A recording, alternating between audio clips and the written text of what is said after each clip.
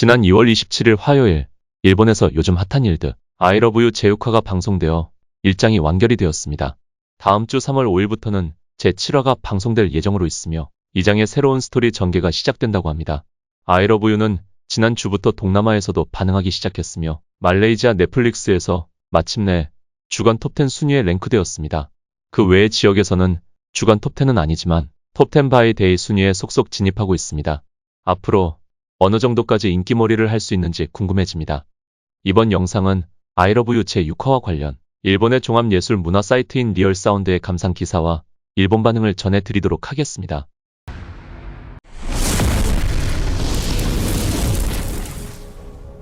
I love you, 유리와 태호의 양쪽 짝사랑에 종지부가 찍히다. 눈자위가 뜨거워지는 하나오카의 다정함. 우리들은 기억을 쌓아가는 것에 기쁨을 느낄 수 있는 생물이다. 이 흐름은 그때와 같다. 그런 식으로 연결되는 사랑스러운 기억이 지금 이 순간을 더 깊이 마음에 새기게 한다. 화요 드라마 I love you TBS계 제6화는 나카지마 케이스케 프로듀서가 전반부의 최종회라고 말한 것처럼 큰 전환점이 되었다.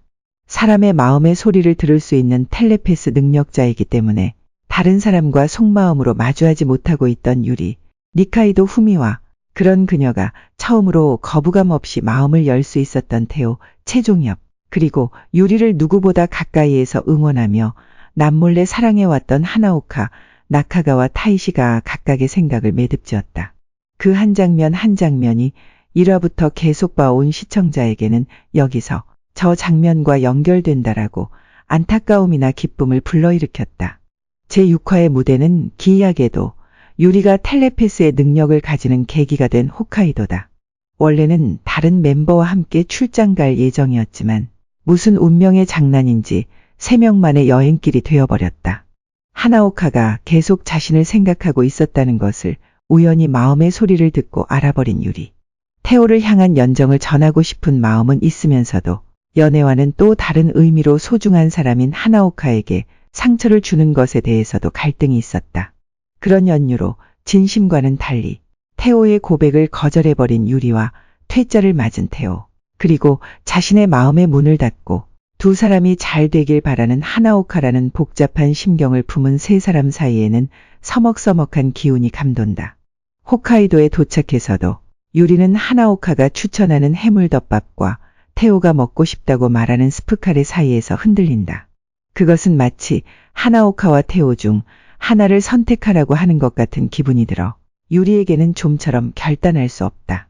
결국 라면이라는 제3의 선택지로 도망갈 길을 확보하지만 그 가게 안에서도 테이블석에서 어느 쪽 옆에 앉을 것인가 하는 선택을 강요당하는 것이었다. 그런 사소한 주고받기에서도 이제는 유리가 도망치는 것을 끝낼 타이밍에 이르렀다고 느낄 수 있었다. 이곳은 유리가 인생을 크게 바꾸게 된 시작의 땅이다. 거기에 태호라는 운명의 상대와 함께 오게 된 것은 텔레패스로 인해 마음을 닫는 것을 끝내기 위해서였던 것은 아닐까. 뒤돌아보면 유리는 계속 도망가는 선택지를 취해왔다. 비즈니스에서는 이 텔레패스의 능력을 살려 성공으로 이끄는 강함을 보였지만 사사로운 일에 관해서는 항상 본심으로 부딪히는 것을 피하는 것처럼 보였다. 지금도 마음의 소리를 읽지 않으려고 가능한 한 사람과 눈을 마주치지 않으려 한다는 것이 엿보이는 것도 그 증거다. 그것은 누구보다도 신뢰하고 있는 하나오카를 상대할 때조차도 그렇다. 하지만 이대로 가다가는 유리가 정말 잡고 싶다고 바랐던 행복도 놓치고 말 것이다. 실제로 태호와의 관계도 손 놓을 것 같은 상황이기도 하다. 그렇게 도망쳐온 유리가 자신의 속마음에 솔직해지기 위해 신이 인도하신 장소처럼 생각하는 것이다. 그런 유리의 갈등을 받아들인 하나오카와 태호. 그러나 그 애정의 형태 또한 정반대였다. 하나오카는 어찌할 바를 모르는 생각에 고뇌하는 유리에게 말하지 않아도 된다, 말하지 않아도 안다라고 말해 태호의 곁으로 향하도록 재촉한다. 그래도 하나오카의 곁을 떠나는 것을 망설이는 유리에게 가위바위보로 결정하자라고 제안한다. 우리 시청자들은 이제 그 가위바위보가 어떤 의미를 가지고 있는지 알고 있다. 가위바위보를 할 때는 마음을 읽을 수 없도록 눈 감는 유리. 그 버릇을 알고 있는 하나오카는 언제나 유리가 눈을 뜨기도 전에 자신이 지도록 조정해왔다. 이겼다고 기뻐하는 유리의 웃는 얼굴을 보고 싶어서 일 것이다. 유리가 행복해졌으면 해서 일 것이다. 학창 시절부터 계속되는 유리와 하나오카의 가위바위보 장면에 나도 모르게 눈시울이 뜨거워진다. 하나오카의 눈빛에서는 이렇게 유리에 대한 애정이 넘치는데 다른 사람들의 눈을 보는 것을 두려워해온 유리에게 그 따뜻한 시선은 닿지 않는다. 그런 언제나 가위바위보에 약한 하나오카가 이번에는 이기면 망설이지 말고 태호에게 가라고 말한다. 물론 가위바위보는 여느 때처럼 눈을 감은 유리가 내민 손을 본 하나오카가 자신의 손을 조정해 이기게 된다. 다녀와 모토미야. 괜찮으니까 가. 하나오카의 눈빛은 여전히 애정으로 넘친다. 유리도 그 눈을 바라보며 고마워 하나오카라고 말할 수 있었다. 하나오카의 다정함에 도망치는 것이 아니라 진심으로 감사를 전할 수 있었던 것이다.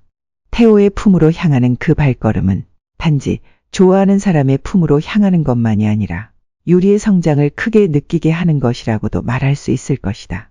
그렇게 태호와 마주한 유리지만 그곳에서도 자신의 마음을 좀처럼 말로 표현할 수 없다.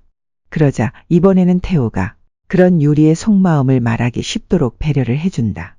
그것은 두 사람이 만난 지 얼마 되지 않았을 때 했던 대화의 재현이었다. 그때도 태호는 베란다에 있었고 유리는 아랫길에 서 있었다. 유리 씨, 밥 좋아하세요? 그 일성으로 되살아나는 풍경이 있다. 네, 좋아해요. 라고 대답하는 유리의 표정에 이제 망설임은 없다. 카레 좋아하세요? 볶음밥 좋아하세요? 오므라이스 좋아하세요? 그럼 저는요? 라는 그 물음에 저도 좋아해요. 라고 즉답하는 유리. 태호를 좋아해요. 너무 좋아해요. 이 말과 동시에 유리가 마음의 벽을 부수는 소리가 들린 것 같았다. 더 이상 누구에게도 사랑은 하지 않는다고 틀어박혀 있던 자기 자신을 해방시키는 강한 결이었다. 그만한 의미가 있는 고백이었다. 그리고 늘 유리에게 거절당해왔던 태호에게는 처음으로 마음을 드러내며 자신을 마주해준 그 말에 왠지 모르게 가슴이 먹먹해진 듯했다. 올 듯이 웃는 표정과 함께 너무 사랑해 라고 외치는 태호. 그 모습에 눈물샘이 자극되고 말았다. 겨우 솔직한 마음을 알릴 수 있었던 유리. 하지만 이 땅으로부터 또 새로운 전개가 시작되는 것 같다. 태호와 명함을 주고받은 투자자 미나나는 아마도 사람 마음의 소리가 들리는 소녀의 그림책을 읽어준 그 누나다. 다른 사람의 눈을 보면서 왼쪽 귀에 손을 대고 있었던 것으로 보아 그녀 자신도 유리와 마찬가지로 텔레패스의 능력을 가지고 있는 것은 아닐까 예상할 수 있다. 왜 그녀가 지금 태호에게 모습을 드러낸 것일까?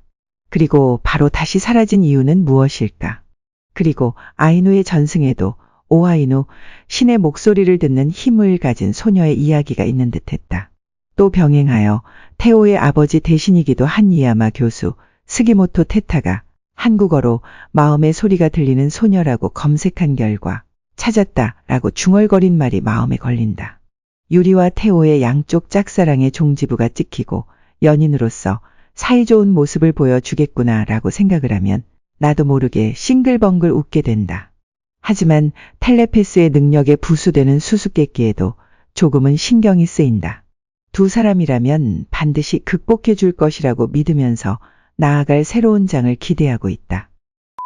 이어서 일본 반응입니다.